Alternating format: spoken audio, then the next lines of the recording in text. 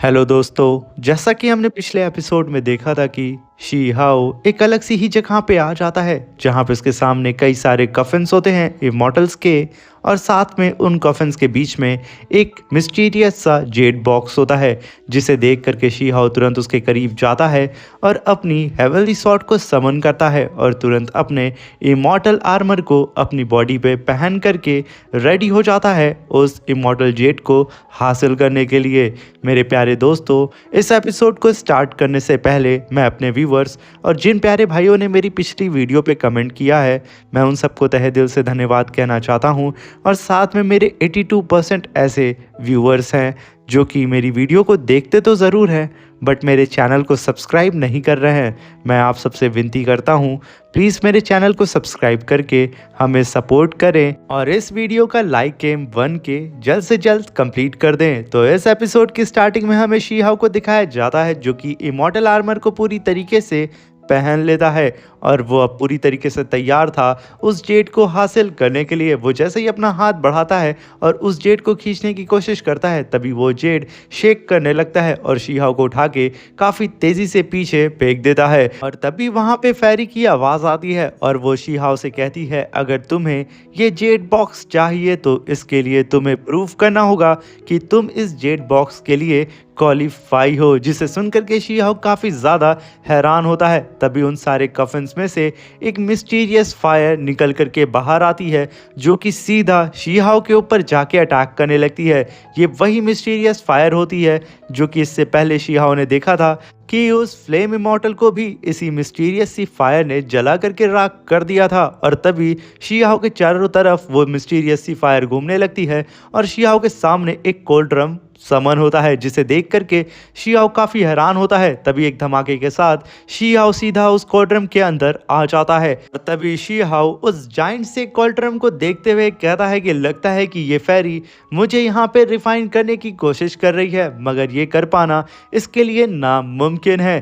तभी हम देखते हैं कि शी हाओ के ऊपर वही मिस्टीरियस सी फायर गैदर होने लगती है और सीधा एक बॉल के शेप में कन्वर्ट होने लगती है और देखते ही देखते वो एक जाइंट से स्टोन में कन्वर्ट हो जाती है और वो काफ़ी तेज़ी से शेक करते हुए काफ़ी तेज़ी से शी हाओ की तरफ बढ़ने लगती है। शी हाओ उसे अपनी तरफ इतनी तेज़ी से आता हुआ देख के तुरंत वहाँ पे अपनी फीस्ट में काफ़ी ज़्यादा एनर्जी को कलेक्ट करता है और काफ़ी पावरफुल वहाँ पे फीस्ट अटैक जनरेट करता है। और जैसे ही वो बड़ा सा पत्थर उसके करीब आता है, शी हाओ बिल्कुल तैयार होता है उस पत्थर के ऊपर अटैक करने के लिए। और जैसे ही शी हाओ का पंच उस पत्थर पे पड़ता है वो पत्थर वहीं पे पूरी तरीके से क्रैक हो जाता है और देखते ही देखते शी हाओ जैसे अपने ऑरा प्रेशर को रिलीज करता है वो पत्थर वहाँ पे टूट करके बिखर जाता है।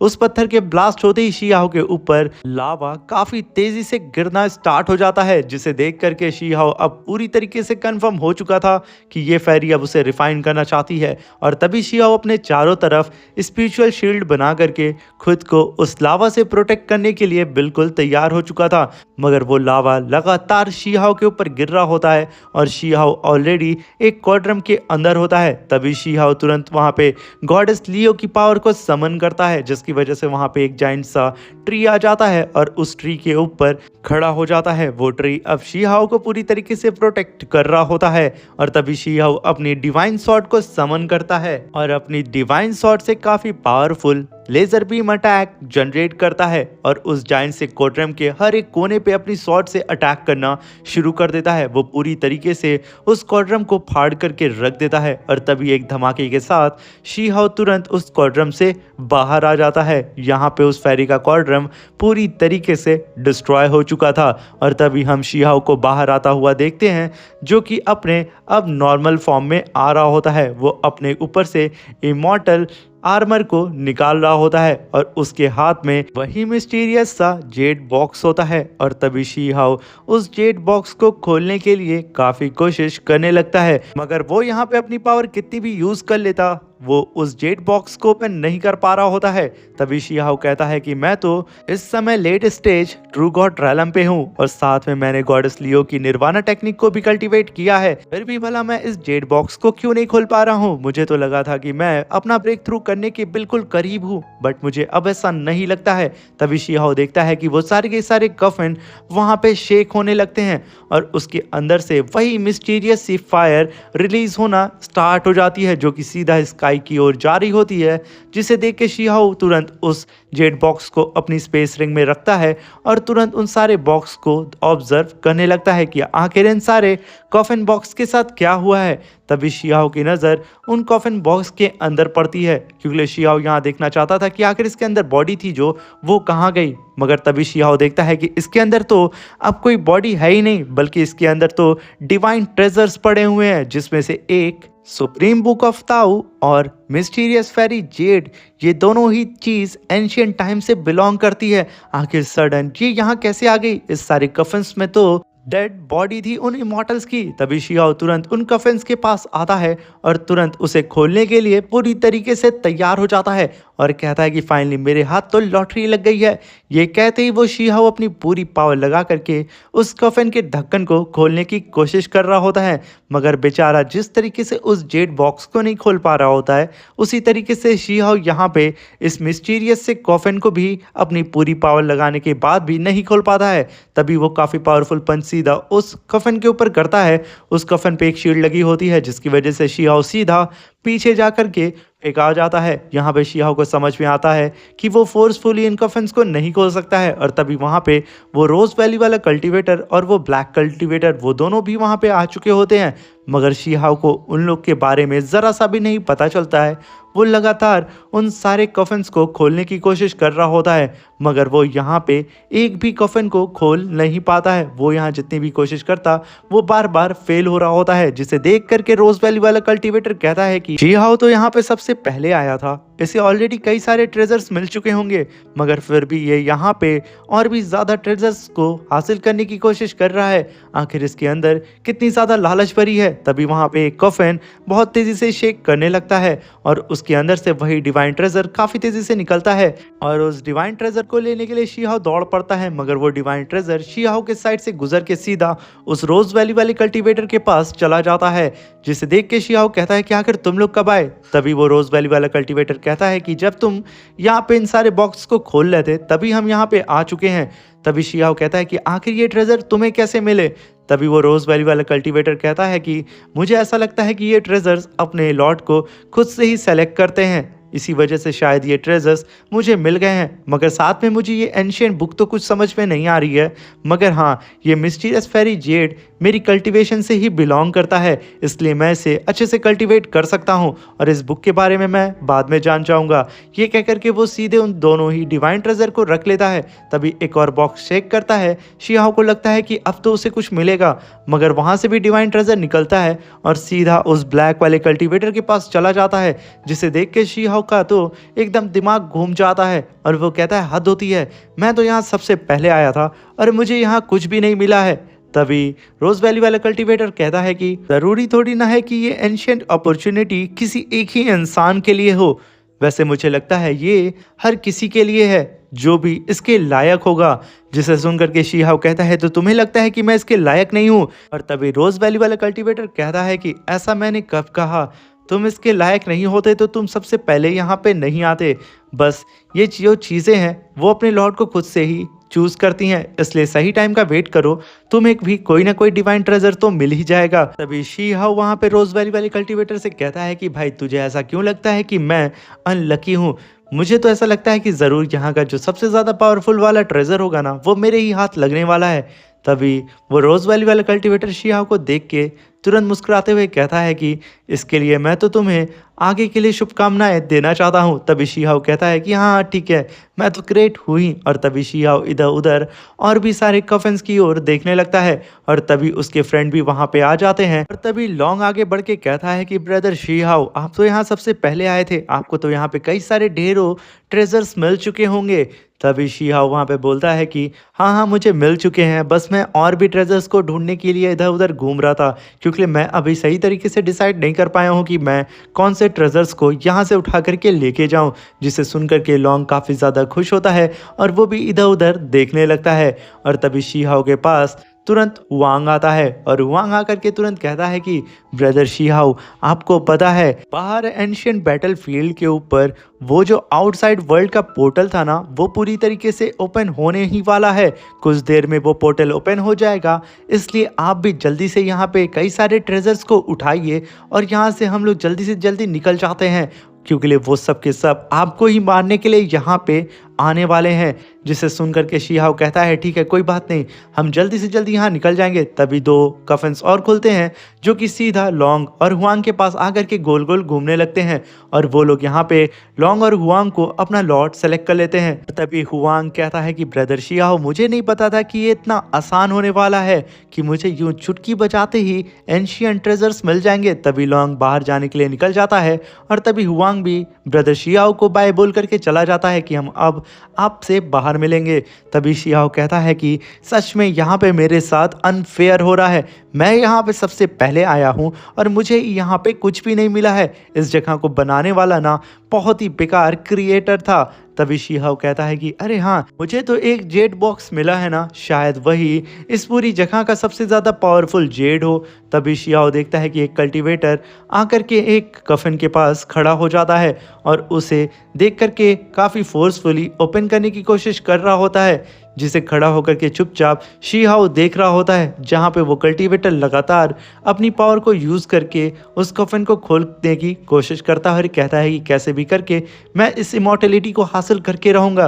मगर जैसे ही उस कफन को वो हटाता है, उसमें से वही मिस्टीरियस फायर निकलती है जो कि उसे जलाना शुरू कर देती है और शीहाओ के सामने ही वहाँ पे कई सारे ऐसे कल्टीवेटर्स होते हैं जो कि उस स्ट्रेंज फायर से जल करके राख हो जाते हैं। यहाँ पे शीहाओ को तो एक बात समझ में आ जाती है, जो भी कल्टीवेटर इमॉर्टलिटी को कल्टीवेट करता है वही इन सारे इमॉर्टल कफन्स को हटा सकता है। अगर कोई और नॉर्मल कल्टीवेटर इसे हटाने की कोशिश करेगा तो वो भी इस तरीके से जल करके राख हो जाएगा, जैसे यहाँ पे ये सारे डिसाइबल जल करके राख हो चुके हैं।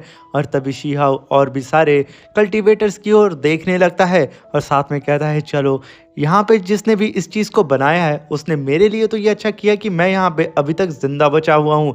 तभी शीहाओ की नज़र अपने भाई शी पे पड़ती है। वो वहाँ पे उसे रोकने की कोशिश करता है कि वो उस इमॉर्टल कफन को ना खोले, क्योंकि उसे ऐसा लगता है कि शी यहाँ पे इमॉर्टलिटी को कल्टिवेट नहीं करता है। मगर तभी वो सारे ट्रेजर्स सीधा शी के बॉडी के अंदर एब्जॉर्ब हो जाते हैं, जिसे देख करके शीहाओ कहता है कि इसका मतलब ब्रदर शी भी इमॉर्टलिटी को कल्टिवेट करना स्टार्ट कर चुका है। शायद ये हम लोगों को बताना नहीं चाहता था, इसलिए हमें शायद इसके बारे में नहीं पता है। वो शी को इस तरीके से उस ट्रेजर को पाता हुआ देख के काफ़ी ज़्यादा खुश हो रहा होता है, अपने भाई की पावर को अपग्रेड होता हुआ देख के।